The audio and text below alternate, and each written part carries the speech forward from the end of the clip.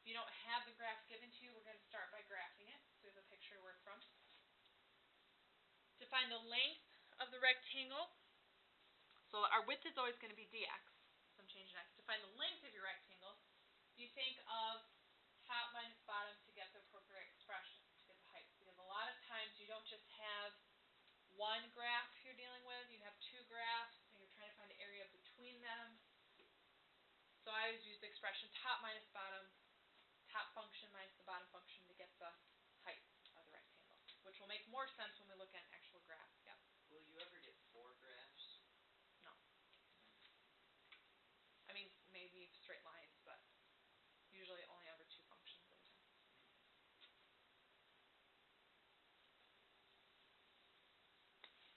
Okay, then you set up your integral, which 3 and 4 can be kind of combined into one step. But you do have to think of your integral as a multiplication of the length of your rectangle times the width of your rectangle.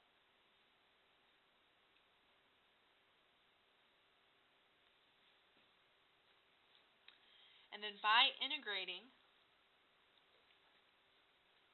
so going from step 3 to step 4, when you integrate from A to B, it's like taking an infinite number of rectangles and adding up all the areas to get the area underneath the curve.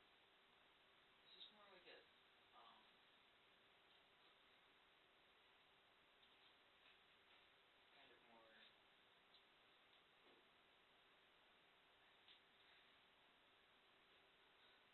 an idea rather than? I mean, this is how we have to set up each one of them. Why couldn't? Why?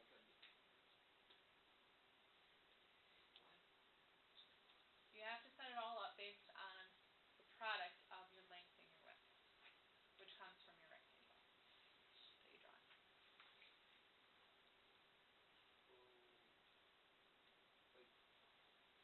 So can we, after example 1? Yeah. After we set up example 1, it might make a little more sense once we go through an actual problem with numbers.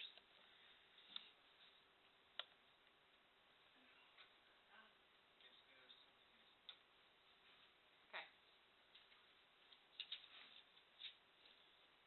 So even though there was lots right there for steps 1 and 2, steps 1 and 2, when we actually do a problem, are not going to take up much room at all. A lot of it's just graphing and getting a picture so that we can set up an integral. This is how questions are usually written. Find algebraically the area of the region in quad 1. So I only drew quadrant 1 here. That's bounded by the graphs of y equals 4 minus x squared and y equals 4x minus x squared and the y-axis. When you say function of x and 4, does that just mean like f of x? Yes. What does bounded by graphs?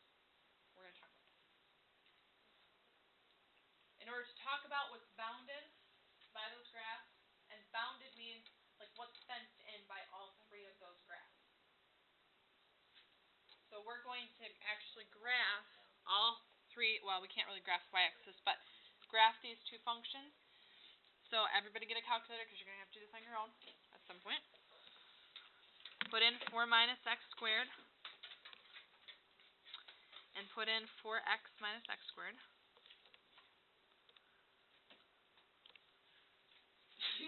Bless you. And then we only want the first quadrant. So I'm going to go from, just so I have a little space to look at, -2. And since I know what this graph is going to look like, I'm going to go to 6. You could go to 10, but I want it a little bigger on my screen. And I'm going to go from -2 to 6 on the y-axis. I know because I've already done this problem that it's going to connect with the 4 and the 4, so. Alright, and then if you graph it. Is that the 4x squared? Okay, doesn't matter which one is which. You need the one that's bounded by both of the equations. So there's like at least 2 chunks of area. There's this little chunk of area in the first quadrant.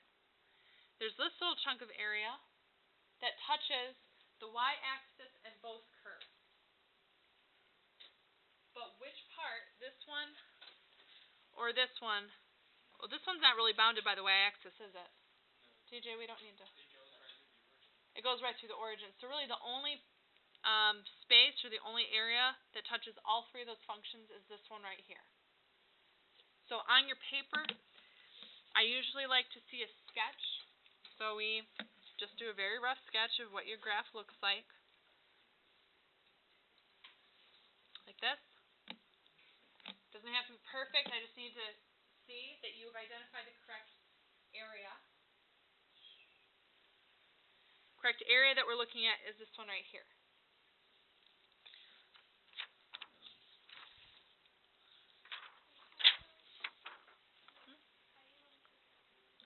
Because it says the two curves. So one curve is here that acts like a fence for that area. The other curve is here that acts like the fence for that area, and then it says the y-axis, which is the third fence. This one goes through the origin, so that it doesn't really have a fenced part for the y-axis. All right, first thing that we're going to do is think of it as this area is a bunch of little rectangles that we're going to add up by integrating. We're going to draw in at least one representative rectangle. Okay, so it can go anywhere. There's not a specific place it goes. Just a representative rectangle.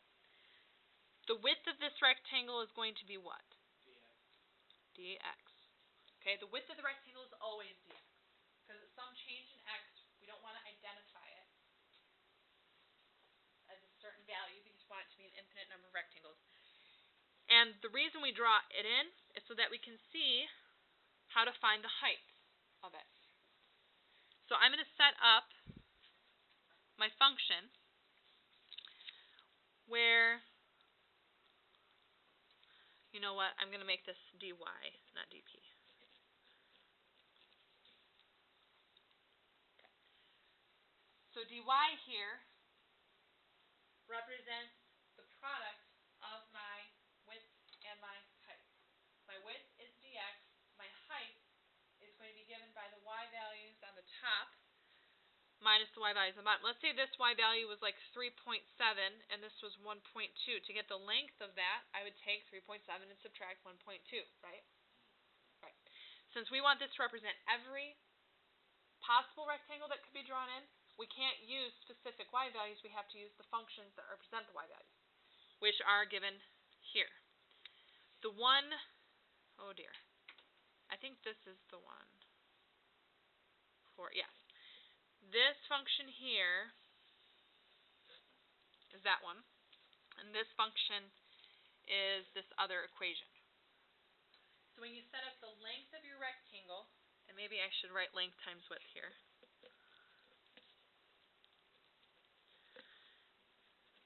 You have to think top minus bottom to get the length of any rectangle.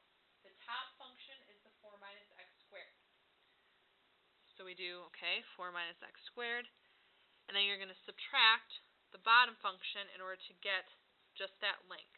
So the bottom function would be 4x minus x squared. And then what's the width of any rectangle I draw in? dx. Okay.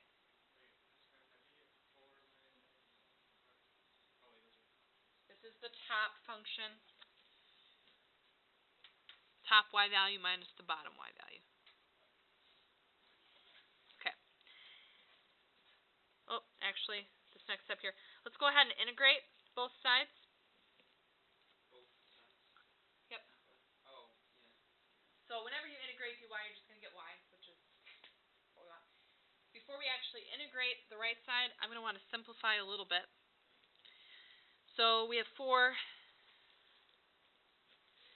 I have negative 4x, and then negative x squared minus a negative x squared. What happens there? They cancel out. What are you doing? I'm just simplifying. So you're... I have not integrated yet. I'm just simplifying what's in the parentheses. So you're pushing your negative into the other two digits? Like Yes. distributing? Yep. Yep, because you have to subtract both. Alright, now we have to figure out what A and B actually are. I don't think I gave you... I did not. Your A and your B are going to be where your area stops, the x value where your area starts, which is what? 0. 0. And then where your area stops is going to be where they intersect each other. Since we've, is it 1? It should be 1. Yeah. If you can't tell from the graph, or you're not sure, if you want to just double check, you can very easily see where they intersect by using the intersect feature of your calculator. It's very super quick to find, and it does end up being just 1. Oh, I'm trying to sound what you're advertising. Yep.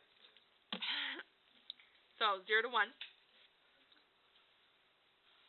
And then we're going to integrate, so this is pretty easy integration to do. We'd get 4x, add 1 to the exponent and divide, you'd get 2x squared, and we're going to evaluate that from 0 to 1, which if I plug in 0 doesn't do anything for me, so when I plug in 1, I end up getting 4 minus 2, which is 2 total. Now, what are the units on this? Area. There's units, right? So, to show that it's area, we do 2 units squared.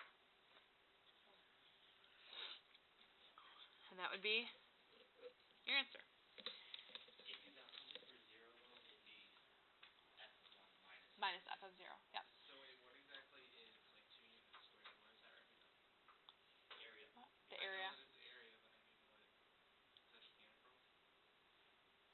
Taking the square?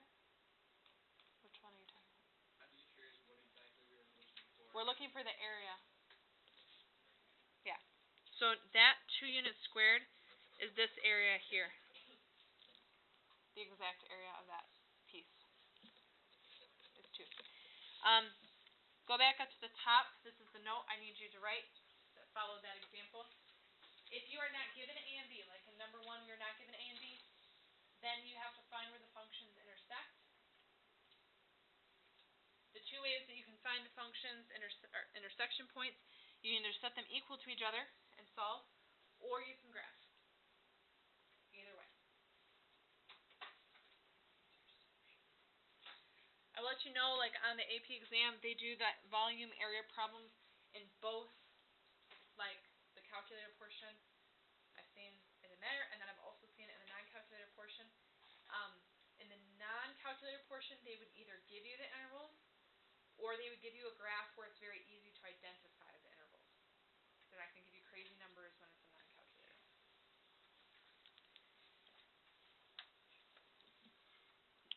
Okay. And that, well, I'll let you know what the video will be on tonight. On the video, we're going to do example 2 and 3, which are other examples like this. So you're getting 2 intersecting graphs and line between 2 intersecting graphs, so 2 other ones like that. And then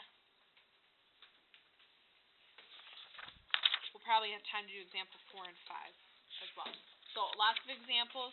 You can expect that tomorrow you'll have a formative assessment on this and on the MBT and roll theorem. So if you have not watched the videos, make sure you do that tonight. And then you're going to get practice on extra problems for the area stuff tomorrow. For the rest of the time, get with your people and work on your clue packet. You have a little less than 10 minutes, but you can probably hammer out at least one